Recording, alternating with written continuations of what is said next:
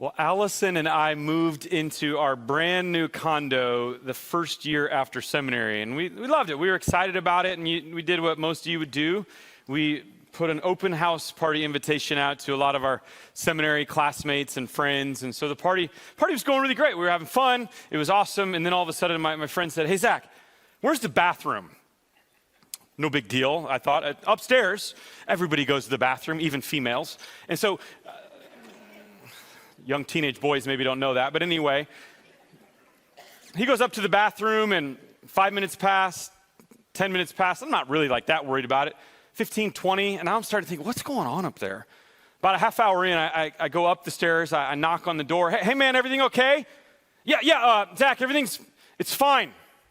It's fine, everything's fine. I'll be down in a little bit. Okay, great, cool. Walk down the stairs. 5 more minutes, 10 minutes, maybe about 20 minutes pass, and all of a sudden, I see him walking down the stairs, but kind of sheepishly, and he does the wave to me. And I can tell, like, something's not right. And so I go up the stairs, and as he opens the door for me, he laid some serious cable, if you know what I'm talking about. And it was the first time our toilet had received anything. And it was not in a posture to receive. And so not only was the poop coming up from the toilet into our floors, but half of it was also now going into our brand new bathtub. Eesh. Everything we tried to do, and it wasn't much, because like that really looks bad and it smells even worse, didn't work, and just liquefied this even more and made it totally disgusting. And so we closed the door, bathroom closed for the night, and this was going to be something I worked on the next day. Needless to say, every party has a party pooper. That's why we invited him. Plumber comes the next day, and he essentially tells us that, yeah, he did lay a significant amount of cable, but your systems were broken to begin with. Whoever installed this didn't know what they were doing or made mistakes because they did not put the proper size of pipes together, and there were likely things from construction that lodged into those pipes, and so the very first time this thing got used, it went all up into places it should not have gone. And we learned a painful, smelly, and expensive lesson that day, that broken plumbing leads to broken homes. There is a natural flow that the systems underneath your house have been called to do. Similarly, I believe that there is a natural flow in life as a disciple. There is a receiving and a giving, or words we've been using, a being and a doing flow that's really important for discipleship. We've defined a disciple as one who is in the process of being and doing like their leader, our leader, of course, being Jesus. And both the being and the doing are important. Without that, our flow gets messy and leads to all sorts of trouble.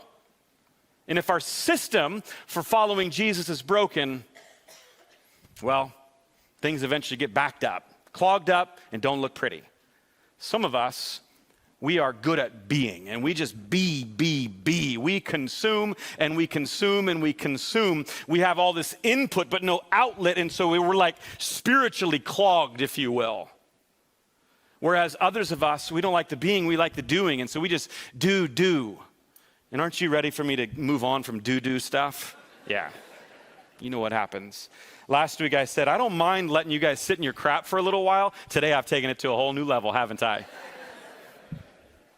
But let's move on from this bathroom potty humor. Let's get to Jesus in Matthew chapter 6, verses 1 through 18. Jesus is going to lay out 3 key practices that I think will ensure our systems are in good working order. Call this our spiritual plumbing Sunday, if you will.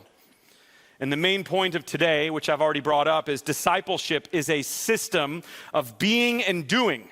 And when we stop the flow or the flow's not working, things get messy. It's a system of being and doing. And when the flow isn't right, things get messy. We're in week 4 of our sermon series we're calling Nuts and Bolts, Building a Disciple from the Ground Up. Our blueprint for the series is Matthew chapters 5, 6, and 7, the Sermon on the Mount, which is the most influential talk given by the most influential man to ever walk this planet, and that is not overselling it. We've already laid the foundation in week 1 of what a disciple is. And the next week, we started looking at the design and the blueprint of why. We laid out a really great design for what a disciple could look like. Last week, then we started building this thing with the framework, the walls, and we said that a disciple will only and always be built up not by your own perfect fulfillment of the law, but the perfect righteousness of Jesus. And so today, we're going to put some good systems into our home that we are building. And next week, we're going to put some finishing touches on this bad boy. Matthew 6, verses 1 through 18 is where we're going to be today. Starting in verse 1, Jesus says, "Be careful not to practice your righteousness in front of others to be seen by them. If you do, you'll have no reward from your Father in heaven." So after an entire section of 32 verses that talk about how to practice righteousness and how to receive Christ's perfect fulfillment and perfect righteousness as your own, Jesus is now going to say, I want you to practice righteousness, by the way, but I don't want you to practice your righteousness so that you are seen by others or with ulterior motives. And he's going to give us 3 practices that can display where our hearts are. These practices that we're going to look at today are giving, fasting, and praying. Essential acts of faith, but a lot of times in the Sermon on the Mount, what we've noticed is that there's usually a thing underneath the thing that is the main thing that Jesus wants you to think about. And that's what it is again today, is that there's a thing underneath these 3 things that is of utmost importance to the mouth of Jesus. And it is this word, hypocrisy. That there is a way to do all of these practices well and not well. And Jesus is going to really talk about hypocrisy today. Don't do these things just to be noticed and seen by others like the hypocrites do. There's a way to do them right. And so we're going to look at that. I think these are 3 practices that really help our spiritual connection, our plumbing, ensure that we're in a good place. Now, in our day, a hypocrite is someone who says one thing and does another thing. That's a fine definition of what a hypocrite is. And I think it is a massive, if not the massive issue we have to undertake as a collective whole when it comes to the public witness of sharing Jesus with those who don't know him. In the book Unchristian, millions of young, unchurched Americans were polled, and 85% of them, it was one of the top words chosen, describe you and I, Christians, as hypocritical. That we're not backing up what we say we believe with the way that we live and what we do. And pardon my crassness, but if you really want to boil it down, your hypocrisy makes Jesus look like crap. Let me put myself in it. Our hypocrisy makes Jesus look pretty crappy. And that's a pretty crappy thing to do for a God that took your worst and gave you the world at the cross. And so we want to give a different picture of who Jesus is.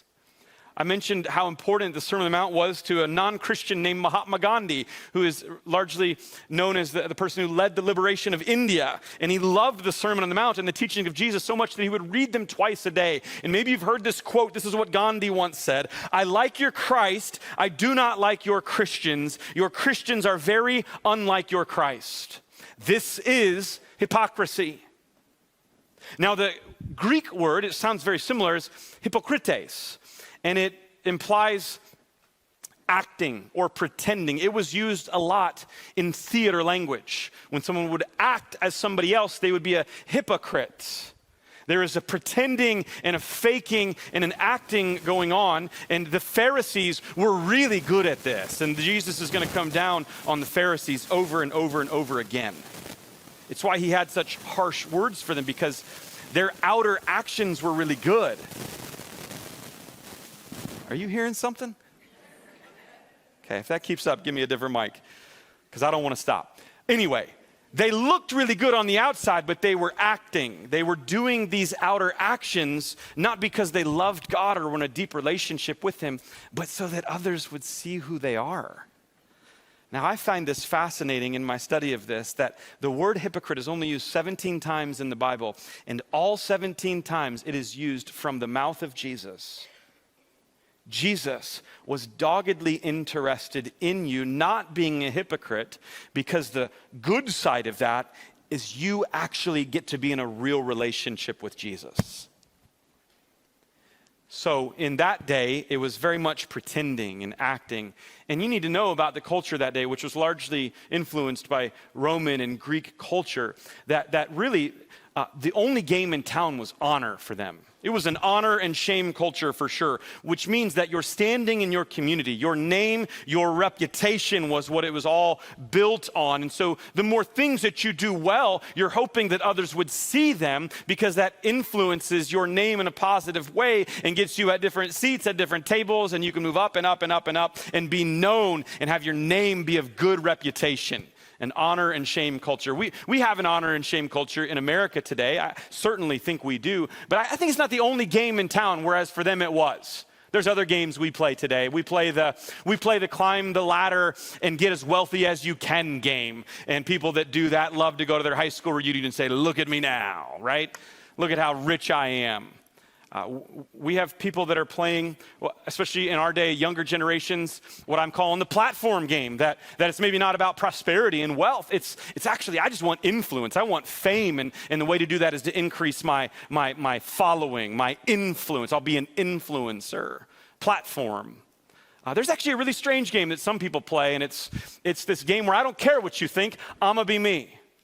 You do you be you, you live your truth. And you can actually get pretty far in that game in this world. We play different games. Honor is one of them that we play. And I think we probably all have seen this in our life when someone comes into your life and they're in relationship with you, but it's like the moment they're in relationship with you, it's almost like they're using you to get into relationship with someone that you know. I want to be in relationship with you, not because I love you, but because I want to get with who you know. And we've got to be really careful. I've got to be really careful of this.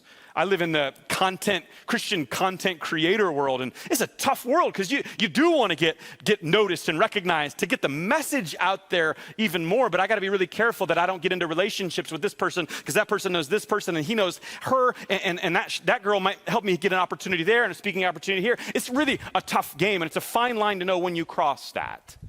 But that is the game they played, honor and shame very much. And so the idea that Jesus is introducing here in the Sermon on the Mount is that hypocrisy is actually, you might be doing good things in public, but your heart behind them is not in the right place.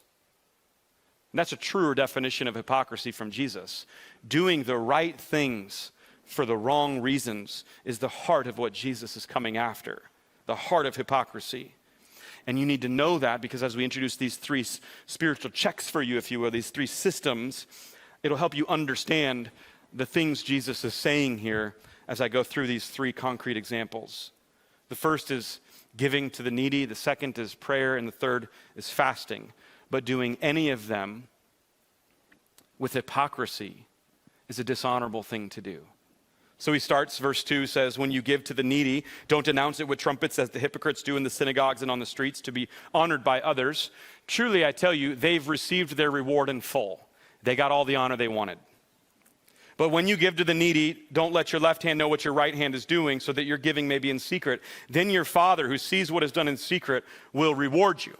Now, in all three of these practices, Jesus is going to say when you give, when you pray, when you fast, not if. Jesus is assuming that these are three practices in your life as a disciple of his, that these are three things that you do. But clearly, there's a right and a wrong way even to do these three things.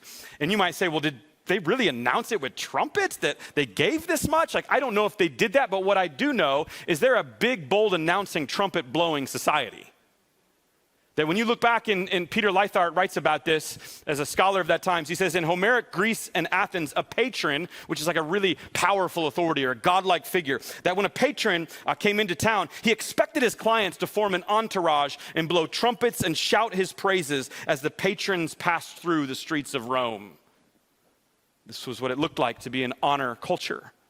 That you would come into town as the king and you'd be coming in on a flashy horse and chariot and everybody would be chanting your name and you got a list of things that you have done that would get announced with trumpets. Which is why in a few weeks when we celebrate Palm Sunday, we see Jesus didn't play the game of honor and shame. He didn't come in on a horse or a thoroughbred with a fancy chariot. He came in on a lowly donkey. And he didn't have trumpets blowing for him. He had palm branches waved. It's a different type of king. They also were a plaque society. You do anything, you get a plaque.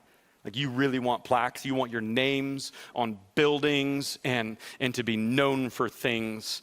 That's what you lived for. You want to be the one that contributed to this public building or had this achievement in the Olympic Games so that you might get a statue or something built about you and for you. Even if you look at the gravestones and memorial plaques, you can see how much energy and emphasis was placed on the things that you did. There's one of them that I have an inscription on an old synagogue about a man named Theodotus.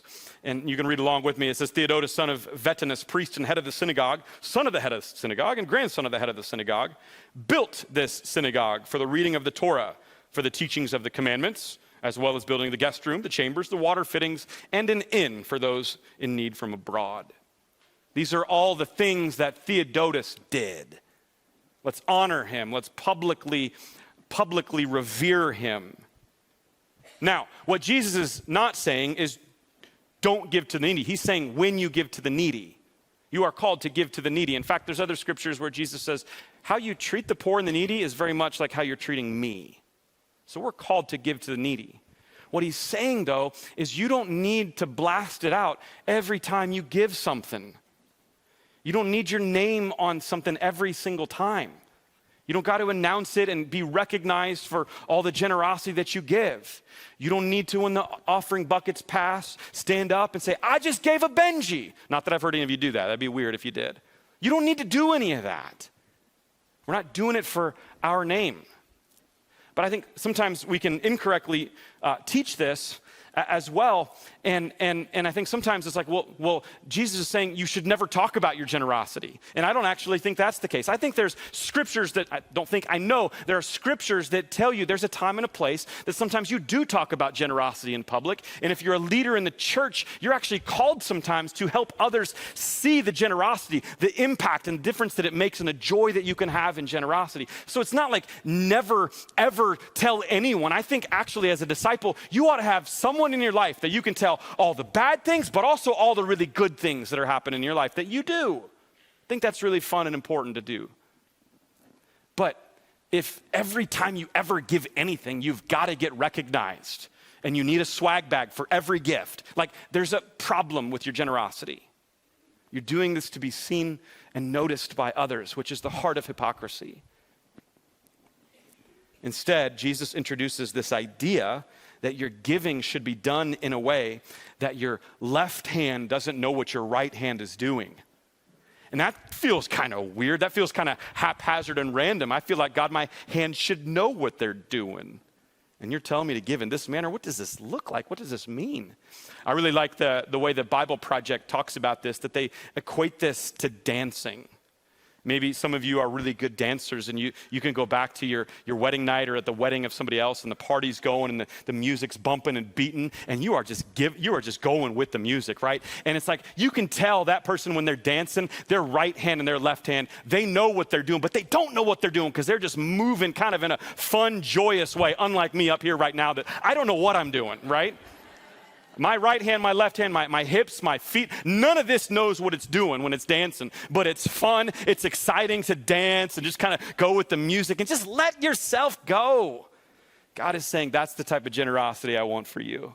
That it is fun and it is exciting. And man, if I ever saw a picture of this, it was when I've been on mission trips to Africa, and in the worship service, in a very impoverished community, they will have the offering and they will not pass the buckets and sit quietly. They will do what? They will worship God and they will dance on their way up because, Lord, you are my provider and you've done it again this week and I'm giving this to you. I think we ought to dance when we give. But we're working on it a little bit here, all right? Got to bring you along.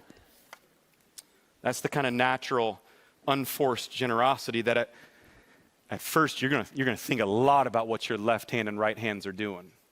But over time, the more you do this, it's just fun to dance. Amen? Later on the Sermon on the Mount, Jesus says, just 2 verses after the ones I'm looking at today, where your treasure is, there your heart will be also. Your heart is at the center of the relationship with God. And I think if there's one outer check to see if your system is in good working order as a disciple, it's your generosity. And what's so great about that is you can see your generosity pretty quickly when it comes to your finance and to your heart. Because you can go through your last, that's a challenge for you, go through your last 3 months of bank statements, credit card statements, all the transactions, look in your Venmo, your PayPal, your Cash App, look at all of them and say, where's my money going? And would somebody be able to tell that I'm a disciple of Jesus by the way that I'm spending my money? Where your treasure is, there your heart will be. Jesus, most of all, in all of these, wants your heart. And he knows if he's got your finances, he's got your heart. If that's the outside check, Jesus moves to 2 practices that are more of an inside system check, praying. Verse 5 says, and when you pray, don't be like the hypocrites, for they love to pray, standing in the synagogues and on the street corners to be seen by others. Truly, I tell you, they've received their reward in full. They got all the honor they wanted. But when you pray, go into your room, close the door, and pray to the Father who is unseen. Then your Father who sees what is done in secret will reward you. And when you pray, do not keep on babbling on like the pagans do, for they think they'll be heard because of their many words. Don't be like them, for your Father knows what you need before you ask him. This, then, is how you should pray. And I'd like you to join me in saying these words together, all campuses. Our Father in heaven, hallowed be your name. Your kingdom come, your will be done on earth as it is in heaven. Give us today our daily bread, and forgive us our debts, as we also have forgiven our debtors. And lead us not into temptation, but deliver us from the evil one. For if you forgive other people when they sin against you, your heavenly Father will also forgive you. But if you do not forgive others their sins, your Father will not forgive your sins. On the same line of thinking, Jesus is saying here, prayer is a beautiful practice given to God for you, but don't abuse it and use it to make yourself seem more holier than you are, because there are certain people, like in this day, the Pharisees, that would babble on and sound really impressive to make you think, wow, that person must be really holy, when the only thing they were doing is doing this to be seen by others so that they get that sort of thinking about them for their own honor. Jesus is saying there's something different of what prayer is. And I find it interesting, and I'm sure I'm biased, but when I look at movies and television shows, books, anything that portrays a pastor, it's amazing how often they portray that pastor as a total Munson, like out of touch, out of reality. And I've noticed also when they ever have that pastor praying, they will King James version that pastor. You know what I'm talking about? Where they're a normal person talking 2025 language, but then when they pray, they will revert to a 17th century person and start adding these and thys and all of these things. And verily, verilies, it's like, why are you doing that? We maybe all have seen this in person at some point and like, dude, that's not who you are. That doesn't feel genuine. It feels insincere. And that's exactly my point. If you are a King James Version person all the time, then pray King James Version. But if you're not, why would you do that? I think it brings much more harm than good as you're teaching people how to pray, because now they think they got to change who they are, change their language, and it's really difficult to pray, when that's not what prayer is. Prayer is a simple conversation between you and God. It's how we communicate best with him.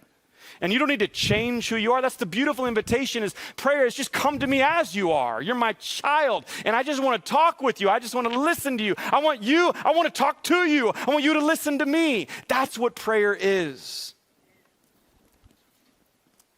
But it's hard sometimes.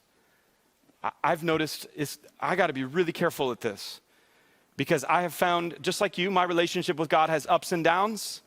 And I have found that whether I'm on an up or whether I'm on a down, you know what I can do? Pray really good in public. I can say some cool stuff that y'all will be like, man, that guy's a good prayer. I've never known what that is. What is a prayer? Anyway, I don't know if that's right. But anyway, defeats what I was trying to say when I was sounding intelligent. But I can fake it, or I cannot, and you wouldn't know the difference. So we have to be really careful, because prayer is such a huge piece of our system, and I think it's so central to our relationship with God. In fact, I want to give you a visual that I think is so stunning, that will remind and help you see how important prayer, specifically the Lord's Prayer, is in our life. And here it is. So central. So there are 3 chapters in the Sermon on the Mount, right? Matthew 5, 6, and 7. This is found in the second of those 3, the center of those 3. Most scholars break the Sermon on the Mount like we have into 5 sections for this sermon series. There is the introduction, there is the conclusion, and there are 3 middle parts that talk about righteousness and hypocrisy. And so this is the 3rd section of the 5 sections of the Sermon on the Mount. This is the 2nd section of the 3 sections of the righteousness and hypocrisy. So it's at the center of the 5, the center of the 3. There are 3 practices that Jesus gives today: giving, praying, fasting. It is at the center of those 3. And there are 3 particular things Jesus talks about praying, and the Lord's Prayer is the 2nd of those 3. So it is in the center of the center of the center of the center of the center of the Sermon on the Mount, which just might mean prayer is the central practice of disciples of Jesus. How's your prayer life? And why is it center, you might ask? You know this from your own relationships. The whole purpose of this series is to help you be the greatest disciple you can be. And we've already said that is the macro purpose of everyone in this room that believes that we would be the greatest disciple that we can be. And you know what? You can't be a great disciple. You know, if you're not in great relationship with God. You cannot be a great disciple without being in a great relationship with God. And you cannot be in a great relationship with God without having great communication with God. Ask any husband and wife. The key to a great relationship is what? Communication. Listening and talking. Usually in that order, by the way. Communication. This is a beautiful gift that God gives to us. At the center of the center of the center of the center of the center of discipleship is the Lord's Prayer. But you know what I found? You can even pray the Lord's Prayer in a hypocritical way. There are a lot of people that say, we ought to do the Lord's Prayer every single Sunday. Every single Sunday. And I get why they say it's important. But you know what I've also found? I've found that there are some people that have memorized that prayer so much that they do a parrot-like recitation of it as they're thinking about their grocery list on the way home, which is hypocrisy. Doing the right thing but having the wrong heart. So we have to be careful even in our prayer life that we don't ritualize this thing and make it so tradition, so memorized. I think it's a beautiful prayer to memorize. I think it's even better to be used as a model for how to pray. And if you want to learn more about how to do that, here's the good news. I'm not going to go deep into the Lord's Prayer because we are actually looking at the Lord's Prayer petition by petition in our Lenten services right now, led by Pastor Roger Timer.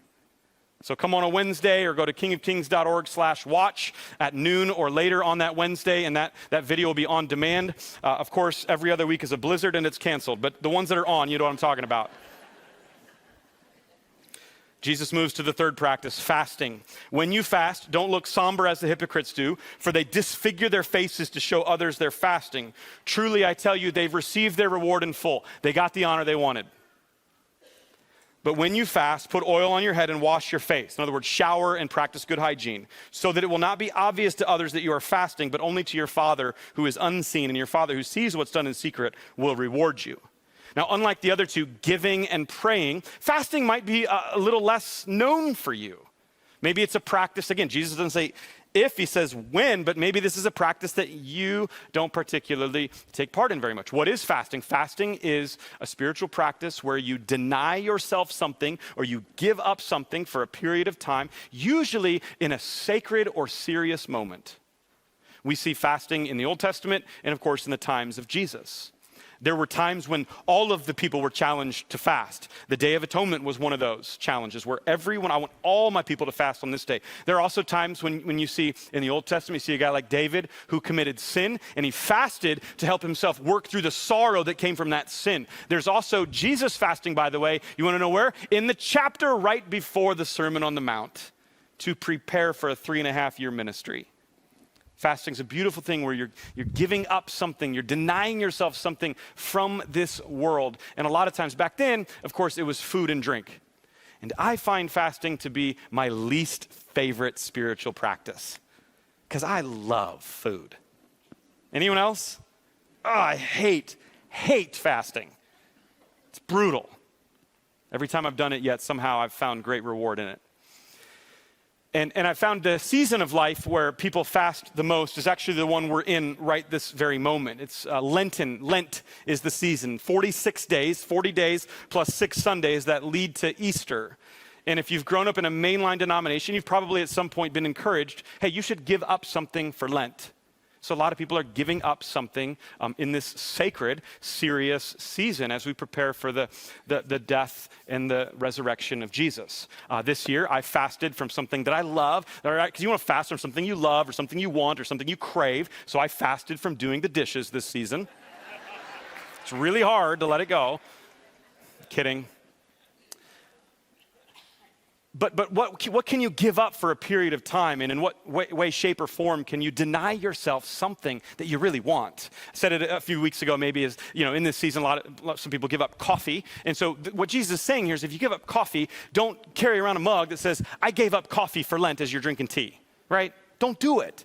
Like that's the opposite. If you're fasting, don't disfigure yourself and make yourself look so miserable that someone's saying, wow, Zach is so miserable right now because he's so holy. He's fasting. What, he is? Yeah, isn't he holy? Like that's what was going on. People were trying to let people know, like, I am fasting right now. I am holier. Look at my good deeds. Give me a plaque. Blow the trumpets, right? Revere my name.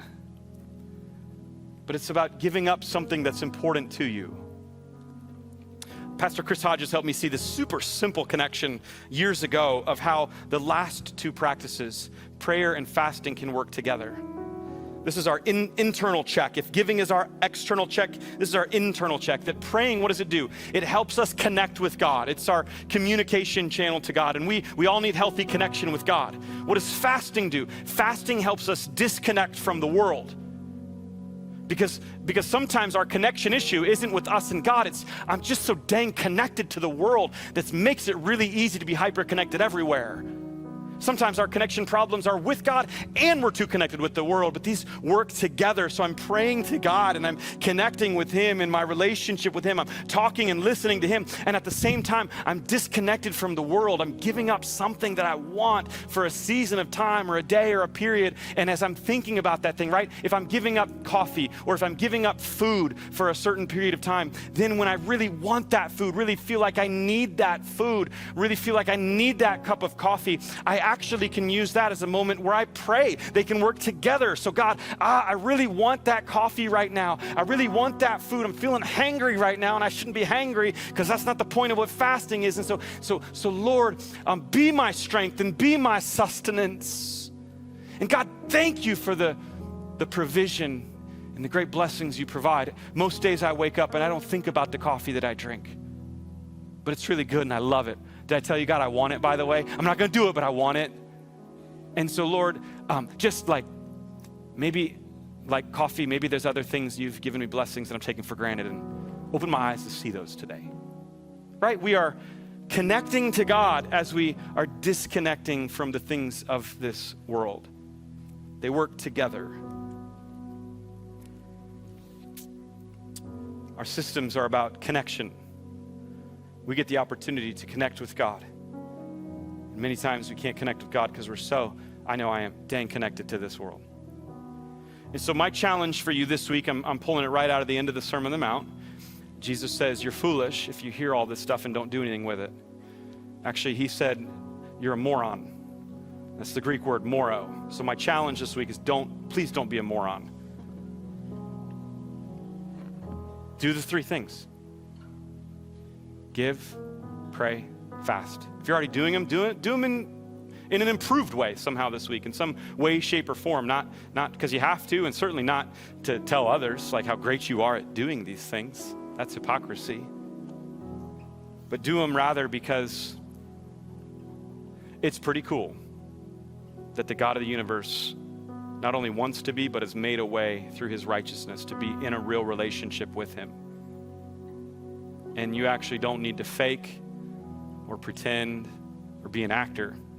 You can be in a real, authentic, reliant relationship with God.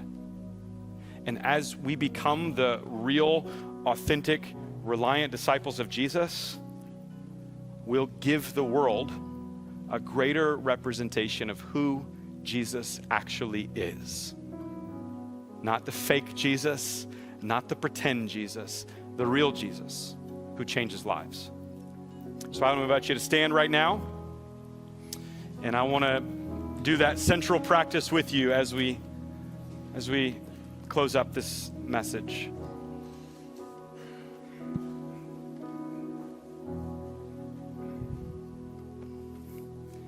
God, we are sorry for our hypocrisy. It shows up in so many ways, and it is always ugly, messy, stinky. And you, God, are worth a far greater representation than we've given. I'm sorry for when I've done things for my own name and for my own glory and not yours. I'm sorry when I've faked and pretended. Lord, we're sorry. Help us to do the right things for the right reasons. Help us to say what we're going to do and do what we say. Help us to be real, genuine, authentic, reliant disciples. Thank you that even when we fail and when our systems are broken, your righteousness is as good today as it was yesterday, and it'll be available again for us tomorrow and on Tuesday and Wednesday and every day of the week. You're a great God, and we love you. Thank you for connecting with us in a unique way today. We pray this in your name, and the church said, amen.